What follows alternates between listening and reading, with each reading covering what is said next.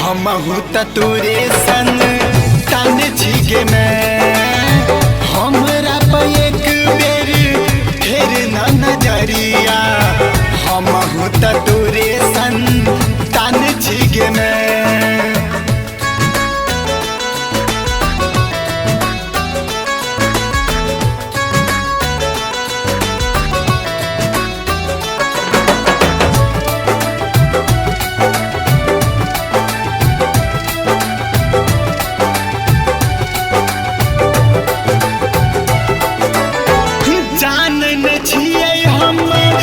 पाठ गे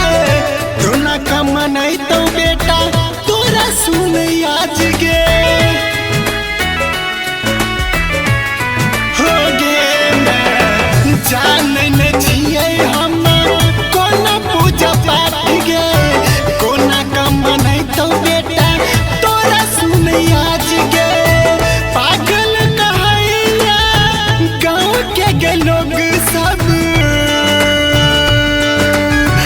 पागल कहैया हमरा संसार पागल कहैया गाँव के लोग सब पागल कहैया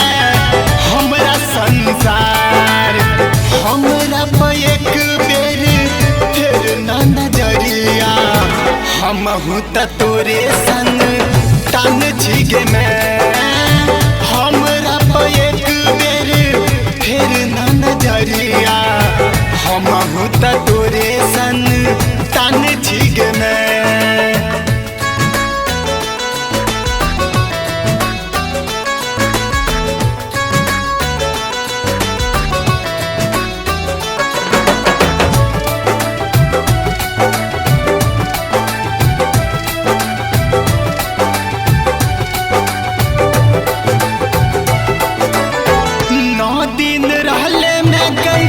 संगे हमरा गाम में अपना बेटा के छोड़ बसले कौन ठाम गे होंगे मैं 9 दिन रहले मैं गई संगे हमरा गाम में अपना बेटा के छोड़ कर बसले कौन ठाम में माथा अपन पटक पटक का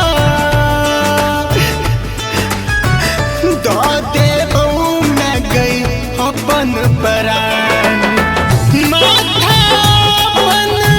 पटक पटक का दा देबऊ मैं गई अपन परान हमरा पे एक बेर फेर ना नजरिया हमहू त तोरे सन तन छिगे मैं हमरा पे एक बेर फेर ना नजरिया हमहू त तोरे सन तन छिगे मैं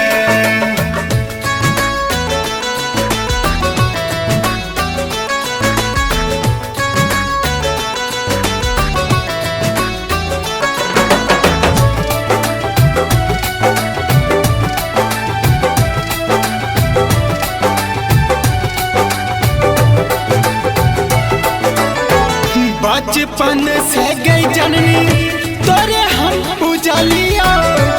अपन दुख सबटा तोरे सा कहल